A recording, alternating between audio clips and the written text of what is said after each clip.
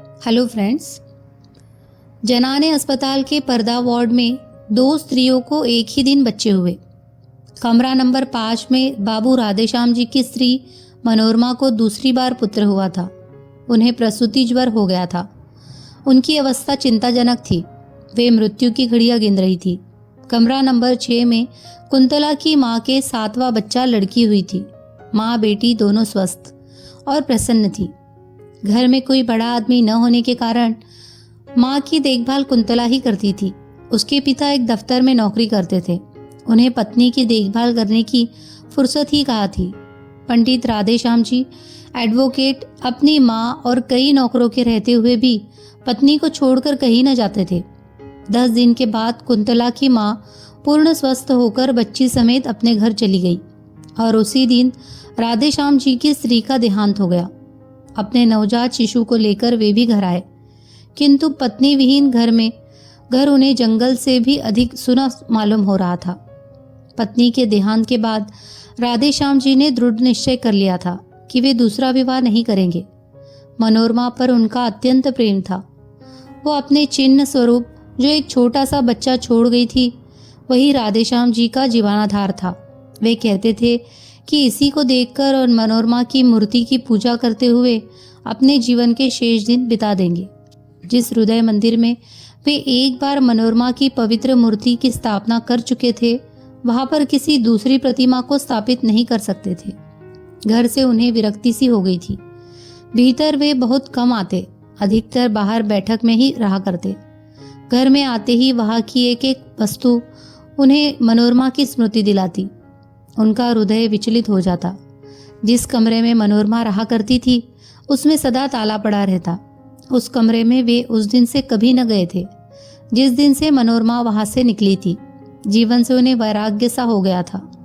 आने जाने वालों को वे संसार की असारता और शरीर की नश्वरता पर लेक्चर दिया करते। कचहरी जाते, वहां भी जी न लगता। जिन लोगों से 50 रुपया फीस लेनी होती, उनका काम 25 में ही कर देते। गरीबों के मुकदमे में वे बिना फीस के ही खड़े हो जाते। सोचते, रुपयों के पीछे हाय हाय करके करना ही क्या है, किसी तरह जीवन को ढकेल ले जाना है। तात्पर्य यह कि जीवन में उन्हें कोई रुचि ही न रह गई थी। दूसरे विवाह की बात आते ही उनकी गंभीर मुद्रा को देखकर किसी को अधिक कहने सुनने का साहस ही नहीं होता। अतएव अभी सभी ये समझ चुके थे कि राधेश्याम जी अब दूसरा विवाह न करेंगे। उनकी माता ने भी उनसे अनेक बार दूसरे विवाह के लिए कहा, किंतु वे टस से मस न हुए। अंत में वे अपनी इस इच्छा को साथ ही लिए हुए इस लोक से विदा हो गई। इसके कुछ ही दिन बाद राधेश्याम जी अब एक दिन अपनी बैठक में कुछ मित्रों के साथ बैठे थे और बाहर उनका लड़का हरिहर नौकर के साथ खेल रहा था। सामने से एक तांगा निकला। न जाने कैसे तांगे का एक पहिया निकल गया और तांगा कुछ दूर तक घसटता हुआ चला गया। एक 7-8 साल का बालक तांगे पर से गिर पड़ा और एक बालिका जो कदाचित उसकी बड़ी बहन थी, गिरते गिरते बचकर दूसरी तरफ खड़ी हो गई। चालक को अधिक चोट आई थी। बालिका ने मृग शावक की तरह घबराए हुए अपने 2 सुंदर नेत्र चंचल गति से सहायता के लिए चारों ओर फेरे और फिर अपने भाई को उठाने लगी। राधेश्याम जी ने देखा और दौड़ पड़े। बालक को उठाकर झाड़ने पोंछने लगे। राधेश्याम के एक मित्र जगमोहन, जो राधेश्याम के साथ ही दौड़कर बाहर आए थे, बालिका को संबोधन करके बोले, कहाँ जा रही थी कुंतला? मौसी के घर जनेऊ है, वही अम्मा के पास जा रही थी, कुंतला ने शर्माते हुए कहा। कुंतला को देखते ही राधेश्याम जी की एक सोई हुई स्मृति जाग सी उठी। दूसरा तांगा बुलाकर कुंतला को इसमें बैठाकर उसे रवाना करके राधेश्याम जगमोहन के साथ अपनी बैठक में आ गए। एक दिन बात ही बात में राधेश्याम ने जगमोहन से पूछा, भाई, वह किसकी लड़की थी जो उस दिन तांगे पर से गिर पड़ी थी? जगमोहन ने बतलाया कि वह पंडित नंद किशोर तिवारी की कन्या है। पढ़ी लिखी, गृह कार्य में कुशल और सुंदर होने पर भी धनाभाव के कारण वह अभी तक कुमारी है। बेचारे तिवारी जी 50 माहवार पर एक ऑफिस में नौकर है। बड़ा परिवार है। 50 में तो खाने पहनने को भी मुश्किल में पूरा पड़ता होगा। फिर लड़की के विवाह के लिए 2-3 हजार रुपए कहाँ से लावे? कान्य कुब्जों में तो बिना वैरौनी के कोई बात ही नहीं करता। कष्ट में है बेचारे। लड़की सयानी है, पढ़ा लिखा कर किसी मूर्ख के गले भी तो नहीं बांधना चाहते। एक बार तिवारी जी पर उपकार करने की सद्भावना से राधेश्याम जी का हृदय आतुर हो उठा, किंतु तुरंत ही मनोरमा की स्मृति ने उन्हें सचेत कर दिया। तिवारी जी पर उपकार करना मनोरमा को हृदय से भुला देना था। राधेश्याम को जैसे कोई भूली बात याद आ गई हो। वे अपने आप ही सिर हिलाते हुए बोल उठे, नहीं, ये कभी नहीं हो सकता। राधेश्याम के हृदय की हलचल को जगमोहन ने ताड़ लिया था। वार करने का उन्होंने यही उपयुक्त अवसर समझा। असंभव है निशाना ठीक पड़े। जगमोहन, तुम क्या कहते हो राधेश्याम? है न लड़की बड़ी सुंदर, पर बेचारी को कोई योग्य वर नहीं मिलता। अगर तुम इससे विवाह कर लो तो कैसा रहे? राधेश्याम उदासीनता से बोले, भाई, लड़की तो सुंदर तो जरूर है, पर मैंने तो विवाह न करने की प्रतिज्ञा कर ली है। जगमोहन उत्साह भरे शब्दों में बोले, अरे छोड़ो भी, ऐसी प्रतिज्ञा तो पत्नी के देहांत के बाद सभी कर लेते हैं। उसके माने यह थोड़े ही है कि फिर कोई विवाह करता ही नहीं। अरे भाई, जन्म और मृत्यु जीवन में लगा ही रहता है। संसार में जो पैदा हुआ है यह मरेगा, जो मरा है फिर आएगा। रंज किसे नहीं होता, किंतु उस रंज के पीछे बैरागी थोड़े बन जाना पड़ता है। और अभी तुम्हारी उम्र ही क्या है? यही ना 35-36 साल की। बस जीवन भर तपस्या करने की बात है। बिना स्त्री के घर जंगल से भी बुरा रहता है।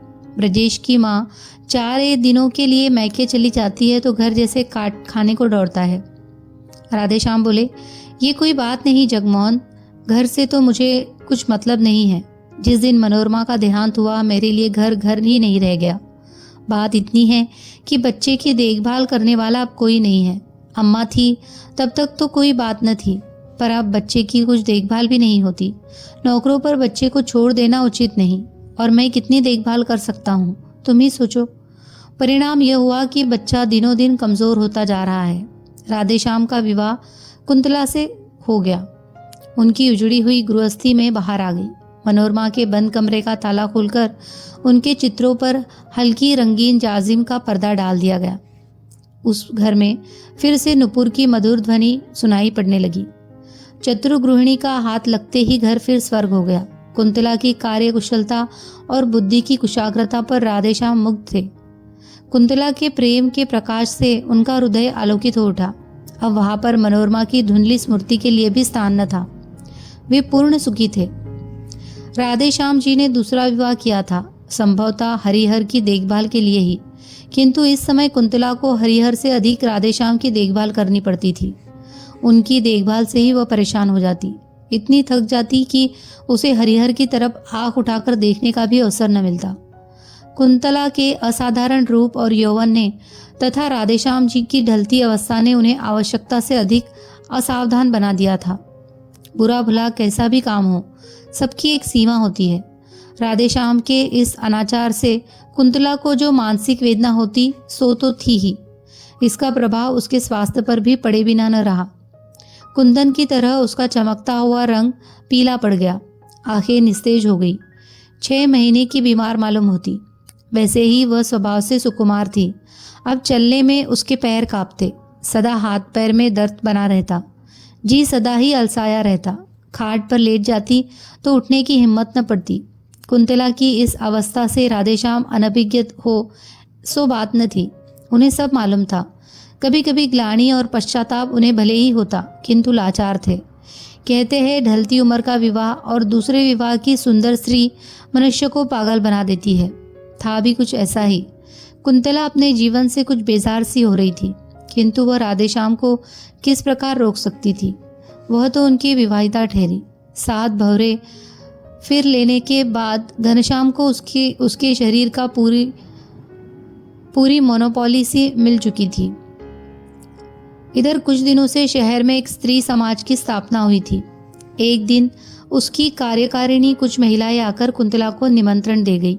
कुंतला ने सोचा, अच्छा ही है, 1-2 घंटे घर से बाहर रहकर अपने इस जीवन के अतिरिक्त भी देखने और सोचने समझने का अवसर मिलेगा। उसने निमंत्रण स्वीकार कर लिया। वहां गई भी।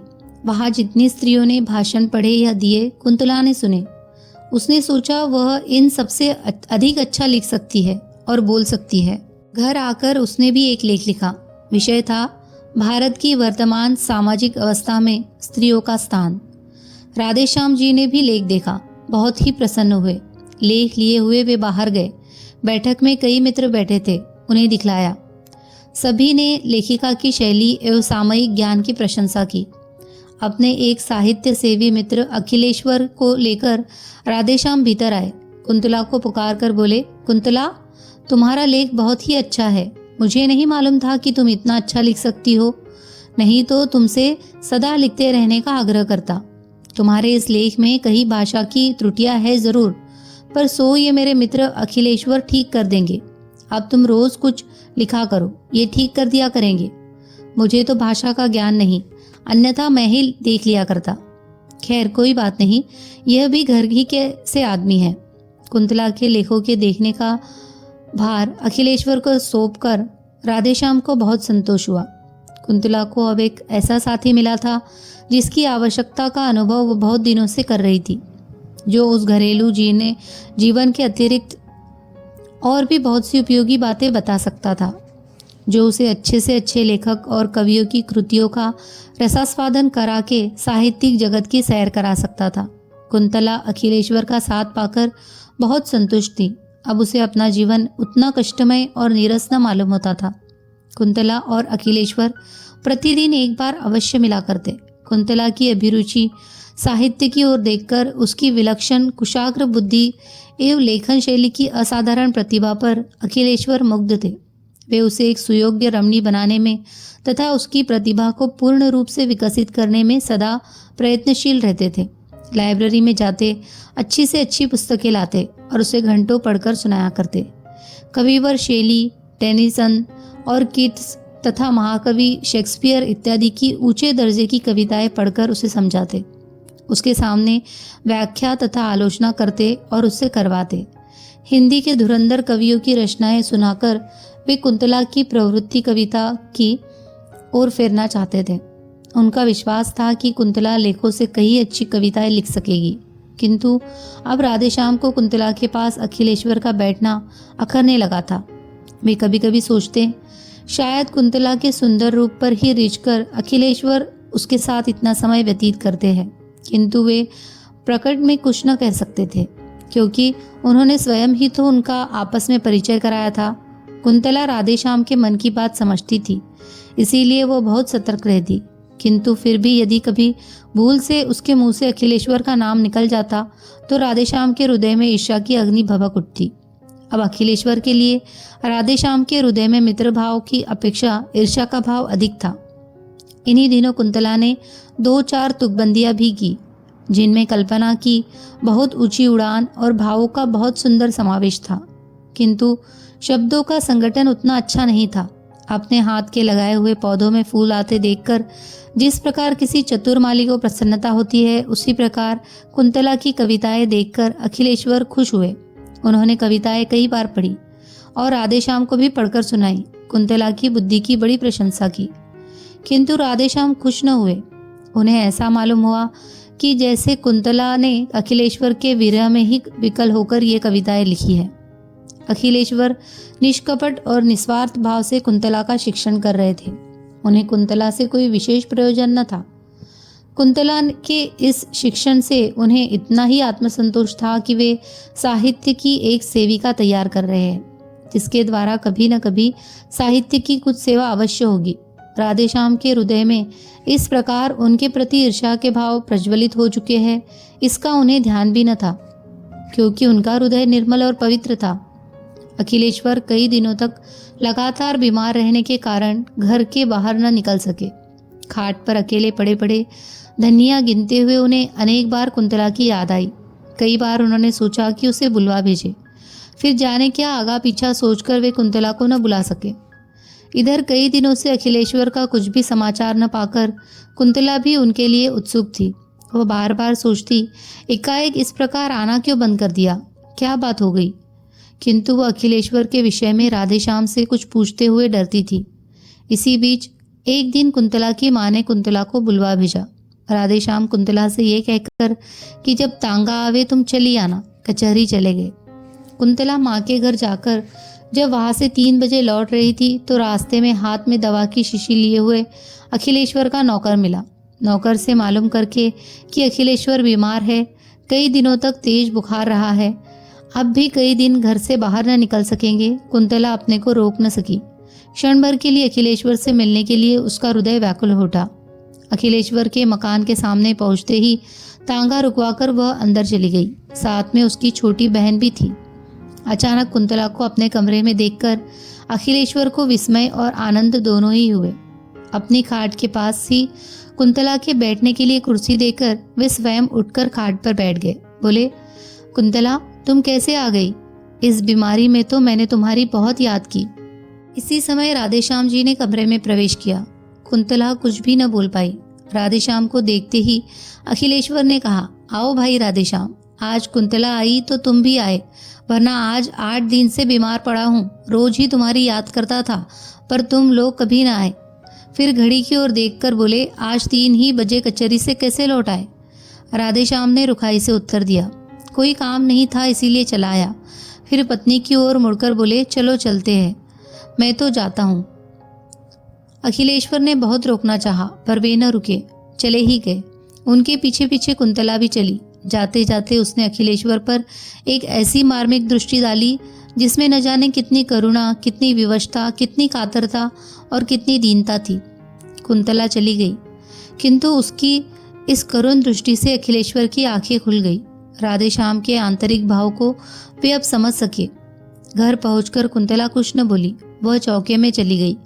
कुछ ही क्षण बाद उसने लौटकर देखा कि उसके लेख, कविताएं, कापियाँ, पेंसिलें और अखिलेश्वर द्वारा उपहार में दी हुई फाउंटेन पेन सब समेटकर किसी ने आग लगा दी है।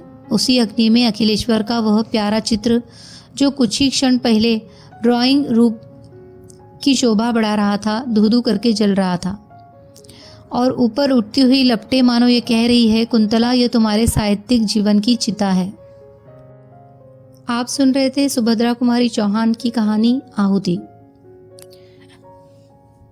कहानी अगर आपको पसंद आई हो और इसी तरह की और कहानियाँ सुनना चाहते हो तो प्लीज़ हमारे चैनल को सब्सक्राइब कीजिए, लाइक कीजिए और शेयर कीजिए। धन्यवाद।